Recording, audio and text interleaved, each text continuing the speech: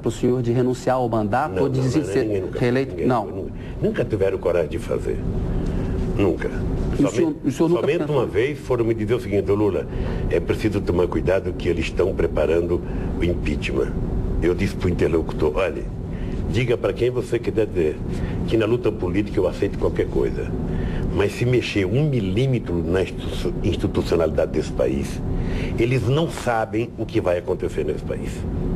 Eles não sabem. Quem era esse interlocutor? Sabe? Não pode falar? Era da oposição? Fonte, a gente tem que guardar, meu filho. Invocando a Constituição, tá certo. Presidente, são quase 7 anos de governo. Qual que o senhor acha que vai ser a fotografia histórica do seu governo? Como que o senhor gostaria de ser lembrado no futuro? Eu não posso reivindicar o direito de ser lembrado, ou seja, no fundo... Mas a fotografia? Veja, eu acho que a fotografia que nós vamos carregar é o estado, sabe, de graça que o Brasil está vivendo. O Brasil melhorou, os pobres melhoraram, sabe, há um avanço em todas as áreas desse país. Então eu acho que o conjunto disso é que vai dar uma fotografia do que foi o governo Lula. Não apenas eu, mas meus companheiros que trabalharam no governo, vocês que cobriram, ou seja, vai ter um momento em que essa pintura que é feita a cada dia, a cada hora, a cada gesto, a cada discurso, a cada decreto, a cada lei que eu sanciono, vai ter hora que tudo isso vai ser colocado numa única tela e a gente então vai ter a cara do governo Lula. Em 2009 o Brasil superou a mais grave crise econômica da história recente. Mas lá atrás, quando o Lehman Brothers quebrou em setembro, aquele final de ano que veio aquele número de desemprego alto, os empresários ameaçando demitir, a Vale demitindo. O senhor achou que aquilo podia comprometer o final do seu mandato, se o senhor terminar mal o governo, aquela maldição de que o segundo mandato é pior do que o primeiro e que no seu caso não está se confirmando? Veja, primeiro, eu tinha clareza que o segundo mandato não seria pior depois do PAC. Antes da gente fazer o PAC, esse era o meu medo, e eu dizia para muita gente que eu não queria ser candidato à reeleição, porque eu tinha medo do segundo mandato. Quando nós começamos a pensar o PAC no final de 2005, sabe, e era para ter lançado ele ainda em 2005, não o lançamos para não gastar um programa daquela magnitude na eleição, deixamos para lançar em fevereiro, aí eu sabia que eu tinha começo, meio e fim para terminar o meu mandato. Aí era só tocar a bola para frente. Mas a crise não fez Agora a crise, veja. Primeiro, Kenny, eu sempre tento separar a crise do seguinte: nós discutimos uma crise do subprime até mais ou menos julho, começo de agosto, sabe, em que todos os analistas econômicos deste país diziam que o Brasil iria sofrer, sabe, menos que 1%. Era a tal fase da marolinha. O que aconteceu depois? O que aconteceu depois é que quebrou o Lehman Brothers. E quebrou por quê? Porque possivelmente se o presidente Bush, antes do banco quebrar, tivesse colocado 60 bilhões de dólares no Lehman Brothers, ele não tinha quebrado. E ele não quebrando, não teria a crise financeira que nós tivemos. O senhor não teria deixado de quebrar o Lehman Brothers, nem a GM? Não deixaria, sabe por quê? Porque o prejuízo de você deixar quebrar é pior do que o prejuízo de você salvar. Ou seja, quando você está com uma gripe, vai no médico logo, não deixa virar pneumonia. E eles permitiram que virasse uma pneumonia. Hoje, Kennedy, a gente tem informações ainda do FMI, do Banco Mundial, trilhões e trilhões de dólares foram colocados para salvar o sistema financeiro. Isso. Esse dinheiro poderia, em época que não tivesse crise, ser colocado para ajudar os pobres do mundo a se desenvolverem. Então, veja, quando vem a crise, se eu fosse acompanhar o noticiário da imprensa, eu teria fugido do Brasil.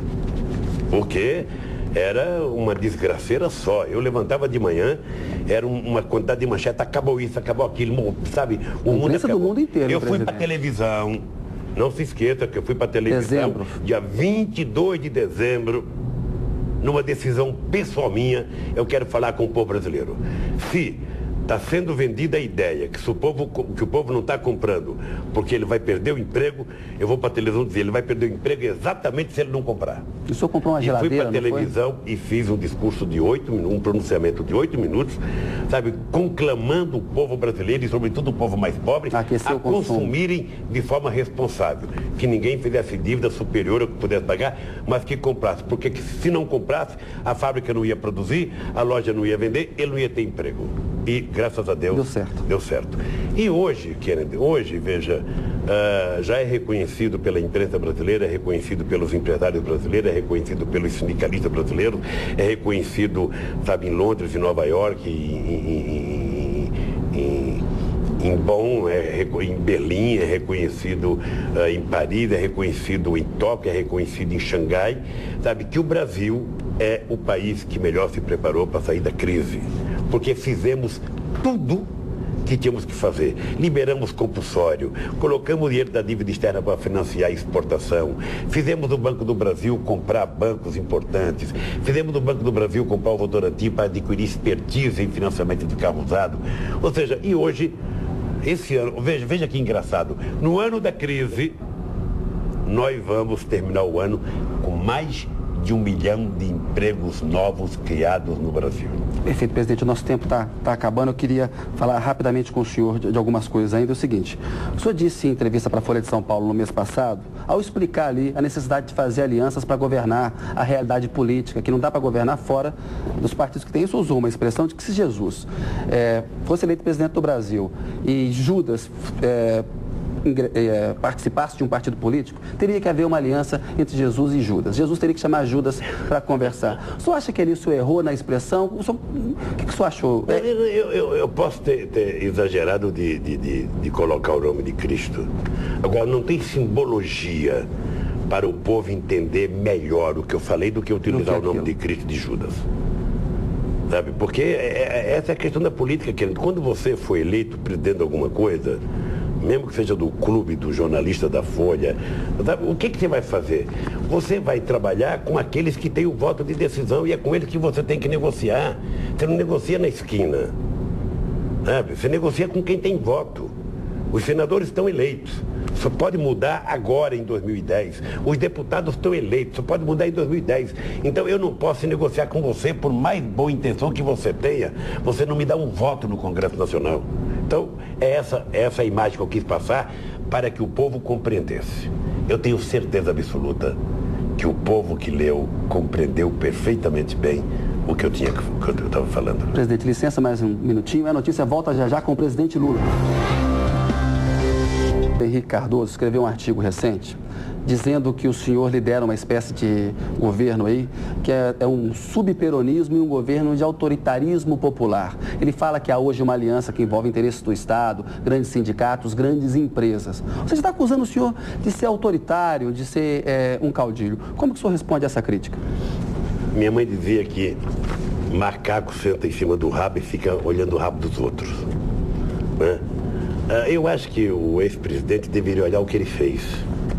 Ele deveria olhar as alianças que ele fez para aprovar a reeleição, o estabelecimento de uma promiscuidade entre o Congresso Nacional e o Poder Executivo. Deveria olhar o processo de privatização que ele fez e não ficar julgando. Agora, veja, eu também... Mas não é parecido com o que o senhor fez? A relação com o Congresso não é parecida? Eu também não fico preocupado com as críticas do ex-presidente, porque... Eu sinto um poço de mágoa. Eu, às vezes, sinto que ele não fala mais com a inteligência, ele fala muito mais com o estômago, com o fígado, ou seja... Então, eu tenho coisa mais importante para fazer. O senhor e ele eram amigos, né? Tinha uma boa relação pessoal, né? Tentamos ser amigos muitas vezes. Eu tomei a iniciativa de apoiá-lo, mas, bem, eu ainda considero que eu tenho amizade com ele, mas do ponto de vista político nós temos discordância. Sabe? Ele não se conforma, ele e outras pessoas, de ver um peão chegar aqui e fazer mais do que ele. Isso é duro para o intelectual. Presidente. Sobretudo se o intelectual é vaidoso. É duro, porque tudo que eles esperavam era um fracasso absoluto. Você está lembrado do que diziam de mim? O Lula é um estrangeiro, não fala nem inglês, sabe? E depois do Brasil ter o respeito que tem, sabe, no mundo hoje, não é porque eu sei falar inglês, é porque eu sei me respeitar. E sei respeitar os interesses desse país. Quero que o senhor comente outra crítica ao senhor feita pelo Caetano Veloso. Ele diz o seguinte: Marina é Lula e Obama ao mesmo tempo. Ela é meio preta, é cabocla, é inteligente como Obama. Não é analfabeta como Lula, que não sabe falar, é cafona falando grosseiro.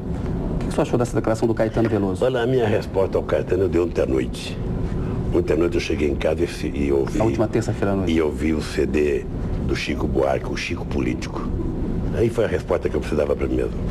Agora, presidente, a oposição se queixa muito de que o senhor não reconhece avanços do governo do Fernando Henrique e que medidas que ele tomou no governo foram importantes para o sucesso do governo do senhor. O senhor fala assim, nunca antes neste país, que é uma coisa inaugural.